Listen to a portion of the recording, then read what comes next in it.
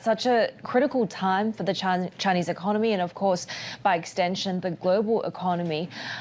My question really is, I understand they probably didn't have a choice but to exit COVID-0, but to exit in such a chaotic and haphazard manner, is this going to, at least in the short term, potentially do even more economic damage? Yeah, absolutely will and absolutely has. When you look at China Beige Book's latest Q4 numbers, I mean, it's an absolute bloodbath out there. Every sector is struggling. Every headline growth metric, profitability, sales, production, everything is struggling. So, I mean, the picture is very, very grim. And we know why this is. You had 2 months where you just had restrictions which were constricting economic activity. And then, of course, you go from zero COVID to perhaps total COVID. And it just unleashes, all sorts of problems, which has, again, really damaged the economy. And I don't think the bottom is in sight as yet. One of the wild cards for the global inflation outlook, and certainly for potentially, throwing a spanner into what even the Fed does, is if we're going to see this great inflationary wave coming from China. Do you see it that way? Some of the estimates that Bloomberg Economics has when it comes to, energy prices as well as even US CPI being impacted by this are significant. Right now, the core problem in China this year has been deflation. Right? Prices falling, price weakness. That's a real challenge we're dealing with now. And that is probably the long-term trajectory of the economy anyway, as it continues to slow. Now, you may, as we get into next year and you see economic activity finally rebound, you see those prices rise, and you may perhaps start to see some levels of inflation pick up in China, which naturally has serious ramifications for global inflation and what the Fed does. The long-term trajectory, though, at this point doesn't look like of China being that inflation exporter that folks always thought it would be. But then I'm taking a look at high-frequency data. Like mobility, for example. And, there's some cities like Beijing, Tianjin, Guangdong are saying that they've reached their COVID peaks already, and they're starting to see mobility pick up a little bit. Is it better to focus on that data than maybe some of the sentiment data that we're getting out here as well? Are we underestimating just how big of a recovery boost and how soon it could actually happen? Look, I think we have to talk about the country as a whole, because you could see certain cities reach their COVID peaks, but China's being the massive country that it is, you still got over 1 billion people elsewhere who you have to think about, and that has very, very serious economic repercussions, both from the consumption side, both when you talk about the property market, even if you're not strictly focused on sort of these richer coastal provinces, which tend to get a lot more and sometimes disproportionate attention in the economic conversation in China. So would you say that it's safe to say that, we could see, when it comes to forecasts, more downgrades for 2022 and then maybe a little bit more upsized risk for 2023 in terms of growth?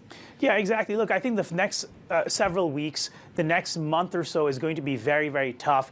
In an ideal world, you find the bottom somewhere around, February, perhaps, maybe January. And then you start to talk about that recovery story into China, and you get into Q2 and you start to see a real recovery. So that bull case that a lot of the markets are waiting for, you start to see it gain some traction. That is very much, though, still a Q2 story, not a Q1 story in our view.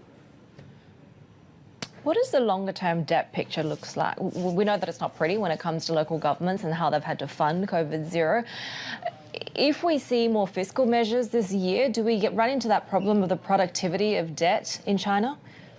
Yeah, and that's the real question, right? So what is the nature of fiscal activity that you get? And it's been oftentimes redefined in China. We're used to thinking of, highways and bridges and all of that being fiscal activity, and it's increasingly been talked about in terms of development of the technological sector, R&D, and that sort of thing. So there is room for fiscal stimulus this year. There's room, clearly for more monetary policy easing. There's no question about that. I think we just have to see what form it takes, while keeping in mind that the returns on that are not going to be like years past. The growth levels are just not going to be there, including, of course, in property.